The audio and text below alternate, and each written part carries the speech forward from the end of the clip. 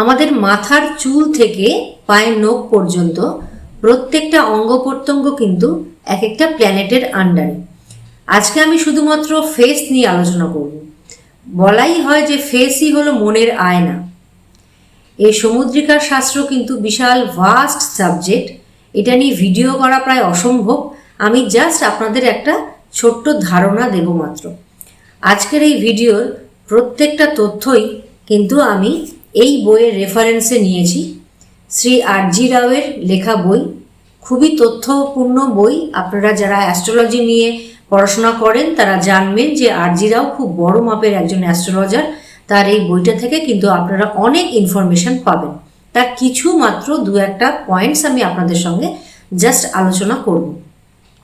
প্রথমেই বলে নিই যে এই সমুদ্রিকার শাস্ত্রে কিন্তু গায়ের রং বা কমপ্লেক্সনের উপরে কোনো রকম আলোচনা করা হয়নি। শুধুমাত্র প্রত্যেকটা অঙ্গ প্রত্যঙ্গের এক একটা গঠনমূলক বা স্ট্রাকচারাল গঠনের উপরে কিন্তু এর আলোচনা করা হয়েছে। স্ট্রাকচারাল পজিটিভ বা নেগেটিভ দিকটাই দেখা হয়েছে।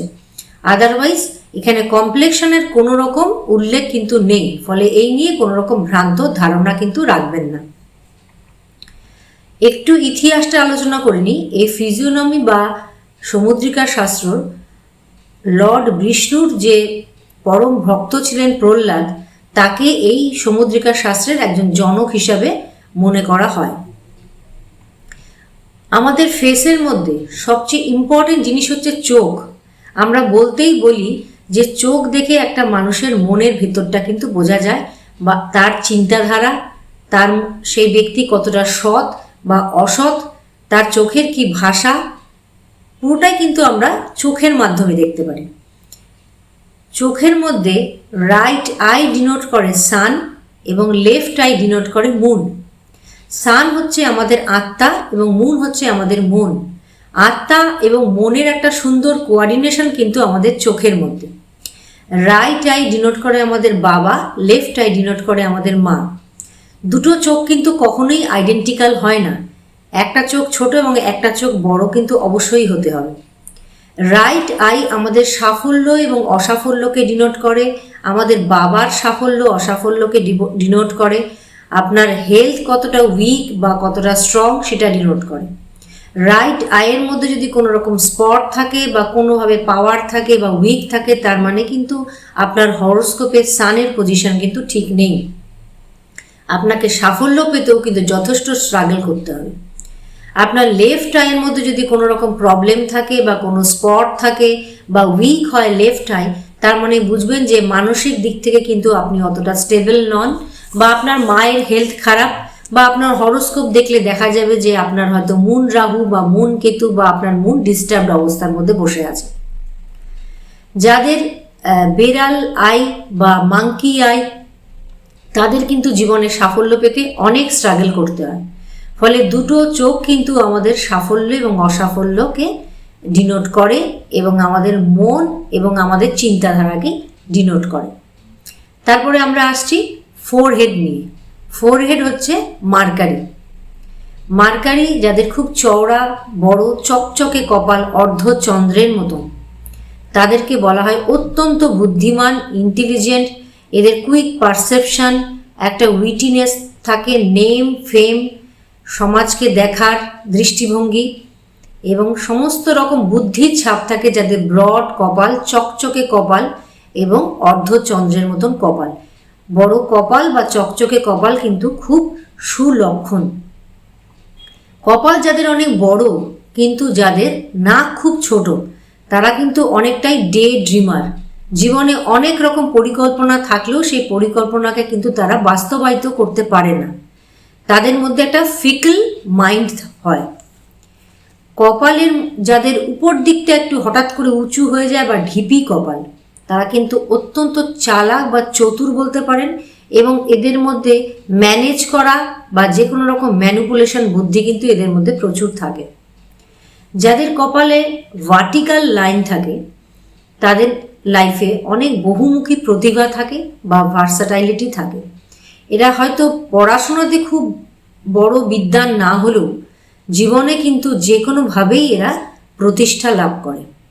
যাদের কপালে হরিজেন্টাল লাইন থাকে, তাদের কিন্তু জীবনে সাফল্য পেতে অনেক স্ট্রাগল করতে হয় এবং এরা নানান রকমভাবে লাইন চেঞ্জ করে, অনেক রকম লাইনে শিক্ষা চেঞ্জ করে, কিন্তু তবে এদের সাফল্য পেতে অনেক সময় লেগে যায়। নেক্সট আমরা আসছি আইব্রো। আইব্রো ডিনোট করে মঙ্গল, আমাদের কারেজ, আমাদের ডিটারমিনেশন, আমাদের উইল পাওয়ার, আমাদের জীবনকে দেখার বা জীবনের সংঘর্ষকে ফেস করার যে ক্ষমতা, সেটা কিন্তু আমরা আইব্রো দিয়ে বিচার করি। দুটো আইব্রো কিন্তু কখনো আইডেন্টিক্যাল হয় না। রাইট আইব্রো ডিনোট করে আপনি নিজে বা পার্সন নিজে, এবং লেফট আইব্রো ডিনোট করে তার স্পাউস। যাদের আইব্রোর লোম খুব মোটা হয় এবং আনইভেন হয়, তাদের কিন্তু পারিবারিক শান্তি খুব একটা থাকে না এবং লাইফে অনেক আপস অ্যান্ড ডাউনস থাকে। প্রতিষ্ঠা পেতেও তাদের অনেক সময় লাগে। মহিলাদের ক্ষেত্রে কিন্তু আইব্রো ডিনোট করে তার স্বামী বা হাজব্যান্ড। যাদের আইব্রোর নিচে অনেক স্পট থাকে, তাদের কিন্তু অনেক হেলথ ইস্যু থাকে। সুন্দর সুগঠিত আইব্রো কিন্তু একটা সাকসেসফুল, হ্যাপি এবং পিসফুল লাইফ ডিনোট করে। যাদের জোড়া ভুরু থাকে, তাদের কিন্তু খুব জেদ রাগ থাকে, কিন্তু তারা ব্যক্তি হিসাবে কিন্তু খুব সৎ এবং বড় মনের মানুষ হয় এবং খুব হেল্পফুল হয়। এরপরে আমরা আসছি নোজ। নোজ ডিনোট করে জুপিটার। সুন্দর সুগঠিত লম্বা নাক, কিন্তু সুশিক্ষা, কালচার এবং বিদ্বান বা জ্ঞানীগুণী লোকের নিদর্শন। সুন্দর নাক এবং সুন্দর কপাল দেখে কিন্তু আগের বৈদিক অ্যাস্ট্রোলজাররা একটা মানুষ সম্বন্ধে কিন্তু ধারণা করে নিতে পারতেন। সুন্দর সুগঠিত নাক অসম্ভব রকম জ্ঞানী লোকের একটা সিম্বল। যাদের নাক খুব ছোট বা একটু বোঁচা মতন, তাদের খুব একটা বেশি এডুকেশন হয় না। এরা একটুখানি অর্ডিনারি মেন্টালিটির হয়, একটু র্যাশ স্বভাবের হয় এবং নানান রকমভাবে জীবনে কিছুটা কমপ্লেক্স বা ঝুট ঝামেলার মধ্যে জড়িয়ে পড়ার একটা টেন্ডেন্সি থাকে। খুব বড় মাপের মানুষেরা হয় না। নাকের নস্ট্রিল সম্বন্ধে বইয়ে কিন্তু অনেক রকম আলোচনা করা হয়েছে, আমি অত বিশদের মধ্যে গেলাম না। তবে নস্ট্রিল যাদের খুব বড় হয় এবং নস্ট্রিল নাকের ভেতরটা যাদের অনেকটা দেখা যায়, তারা কিন্তু খুব একটা কালচার্ড হয় না এবং এডুকেশনও খুব মধ্যম মানের থাকে এবং খুব স্টাবন প্রকৃতির হয় এরা। নাকের ঠিক আগাতে বা ডগাতে যাদের স্পট থাকে, তাদের কিন্তু স্টমাক ডিসঅর্ডার বা লিভারের প্রবলেম দেখা যায়। যাদের নাক অনেকটা লায়নের মতন বেশ চওড়া এবং মাংসল, তাদের লাইফে অনেক স্ট্রাগল থাকলেও জীবনে কিন্তু এরা বিরাটভাবে সুপ্রতিষ্ঠিত হয়। অ্যাডমিনিস্ট্রেটিভ লাইনেও কিন্তু এরা যায় এবং দেখবেন এরকম অ্যাডমিনিস্ট্রেটিভ লাইনের লোকদের চওড়া এবং মাংসল লায়নের মতন নাক কিন্তু দেখা যায়। তবে সুন্দর নাক সুশিক্ষা এবং সুসংস্কারের প্রতীক। চিক্স ডিনোট করে আমাদের ভিনাস। ভিনাস হচ্ছে আমরা লক্ষ্মীর সাথে তুলনা করি, আমাদের সৌভাগ্যের প্রতীক। একটা লাভলি নেচার, যাদের সুন্দর চিক্স থাকে, ফ্ললেস স্কিন হয়, স্কিনের মধ্যে একটা চাকচিক্য থাকে, তারা কিন্তু অত্যন্ত সৌভাগ্যবান হয়। যাদের খুব ডাল স্কিন এবং যাদের আপনার চিক্সের মধ্যে কোনো রকম জৌলস থাকে না, তাদের কিন্তু আর্থিক দিক থেকে নানান রকম কষ্ট থাকে। যাদের বেশ ভরাট গাল, মাংসল গাল, গালের মধ্যে ডিম্পল থাকে, তারা খুব লাকি, সৌভাগ্যবান। তবে এরা ব্যক্তি হিসেবে কিন্তু একটু জেলাস বা এদের মধ্যে একটু পরশ্রী কাতরতা থাকে। সুন্দর গাল এবং ভরাট গালের মধ্যে কিন্তু একটু সেন্সুয়ালিটিও থাকে। চিন ডিনোট করে আমাদের স্যাটার্ন। যাদের সুগঠিত সুন্দর চিন এবং বেশ লম্বা চিন, তারা কিন্তু অত্যন্ত রকম কনফিডেন্ট হয়। সুন্দর সুগঠিত চিন এবং তার মাঝখানে যদি কারো ডিম্পল থাকে, তাদের different type of swords of income হয়। এরা খুব হেল্পিং নেচারের হয়, ওয়েলদি হয় এবং হাই স্টেটাসের হয়।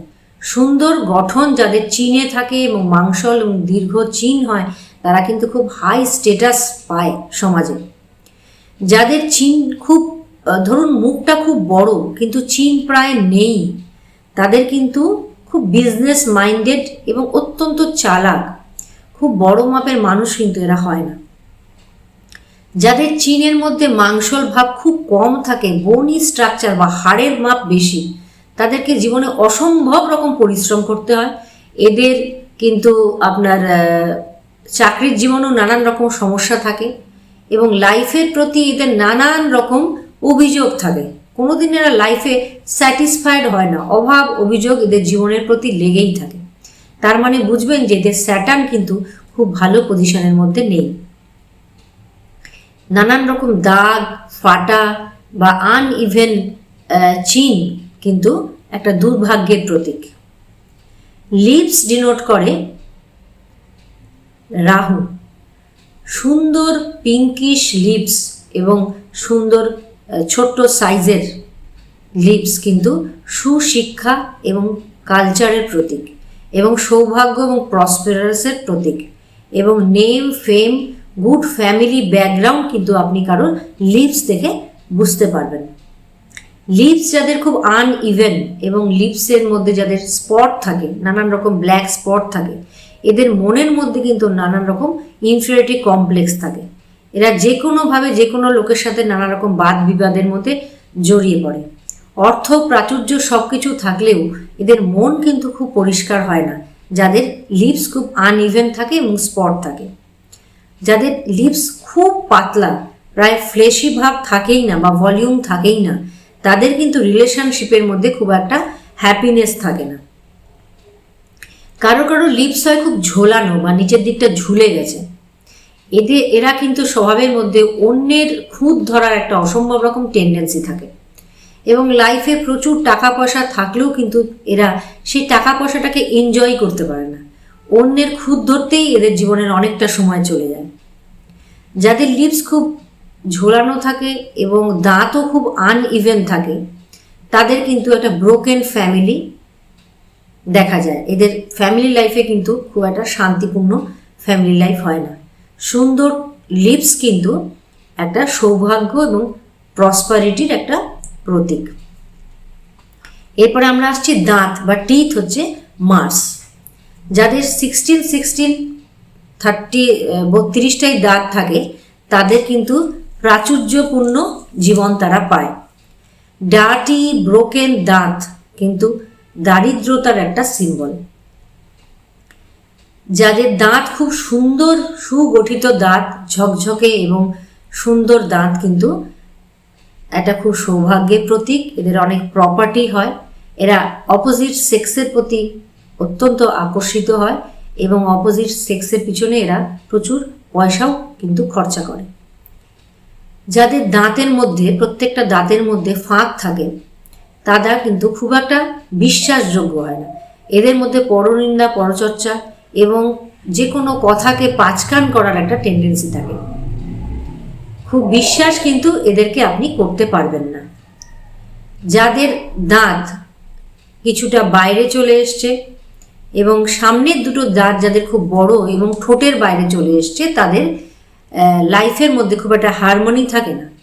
এই সমস্ত মহিলাদের কিন্তু হাজব্যান্ডের জীবনে নানান রকম স্ট্রাগল আসে। অ্যাকচুয়ালি আইব্রো এবং টিথ দুটোই মার্স রিলেট করে এবং মার্স হচ্ছে যে কোনো মহিলার ক্ষেত্রে হাজব্যান্ড। ফলে হাজব্যান্ডের কতটা সাকসেস বা হাজব্যান্ড কতটা লাকি হবে কি না হবে, সেটা কিন্তু একজন মহিলার আইব্রো এবং টিথ থেকে আমরা দেখতে পারি।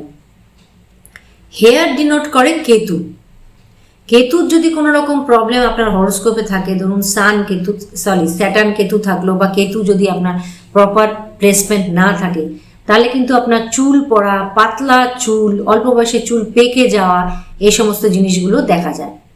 যাদের খুব সিল্কি হেয়ার, তারা খুব সেন্সিটিভ এবং খুব একটা বেশি পরিশ্রম করতে পারে না, একটু আরামদায়ক লাইফ লিড করতে ভালোবাসে।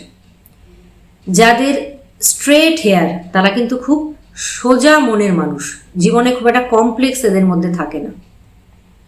যাদের প্রত্যেকটা চুল খুব মোটা মোটা, কোর্স বা চুলগুলোর মধ্যে একটু মোটা ভাব, তারা অসম্ভব পরিশ্রমী হয় এবং বাইরের দুনিয়াতে কিন্তু এদের নানান রকম অ্যাক্টিভিটিস থাকে।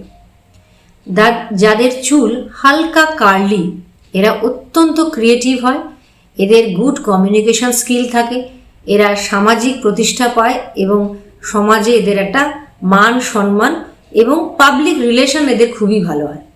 হালকা কার্লি হেয়ার কিন্তু খুব সৌভাগ্যের লক্ষণ। যাদের হেয়ার প্রচণ্ড কার্লি, একদম স্প্রিংয়ের মতন, তারা কিন্তু খুব সহজ সরল মেন্টালিটির হয় না।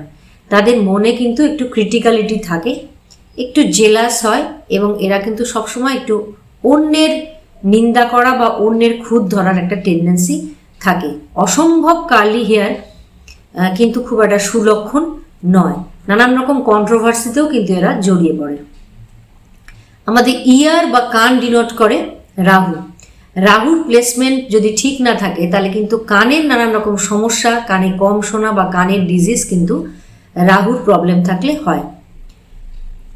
বড় চওড়া কান কিন্তু অসম্ভব ইন্টেলিজেন্সির একটা সিম্বল। এদের মধ্যে কিন্তু খুব স্ট্রং কমন সেন্স থাকে।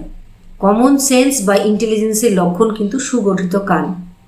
খুব ছোট্ট কান যাদের হয় তারা কিন্তু খুব মিডিওকার হয়, তবে বুদ্ধিমান হয় এবং ক্রিয়েটিভ হয়। তবে ঠিক যাদের কানের লতি বা ইয়ার লোব হয়, ইয়ার লোব যেটা খুব কানের লতিটা যাদের খুব মোটা টাইপের হয়, তারা কিন্তু অসম্ভব রকম স্টাবর্ন হয় এবং জেদি স্বভাবের হয়। যাদের সুন্দর সুগঠিত ইয়ার লোব বা কানের লতি হয়, বেশ ভরাট হয়, তারা ইমোশনালি কিন্তু খুব স্ট্রং এবং এদের মধ্যে খুব লজিক্যাল বুদ্ধি থাকে এবং এমপ্যাথি থাকে। আমরা যখনই কোনো মানুষের চওড়া সুন্দর সুগঠিত কপাল, চকচকে কপাল, বুদ্ধিমান মানুষের কথা চিন্তা করি, আমাদের মনে কিন্তু বিদ্যাসাগরের চেহারাটা ভেসে ওঠে। যখন বুদ্ধিদীপ্ত আত্মবিশ্বাসপূর্ণ একটা চোখের কথা ভাবি, সৎ দৃষ্টি এবং যার মধ্যে একটা অসম্ভব রকম কনফিডেন্সের ছাপ, আমরা কিন্তু বিবেকানন্দের চোখ দুটোই কিন্তু আমাদের মনের সামনে ভেসে ওঠে। সুন্দর নাক, সুন্দর চোখ, হালকা কার্লি হেয়ার, কালচার, রুচি, ক্রিয়েটিভিটি, রবীন্দ্রনাথ ছাড়া কিন্তু আর কারোর চেহারা মনে আসে না। এই যে বিদ্যা, এর কিন্তু প্রত্যেকটা জিনিস কিন্তু অসম্ভব রকম লজিক্যাল এবং চরম সত্য। আমাদের শুধু চোখ থাকতে হবে সেটাকে খুঁজে নেওয়ার।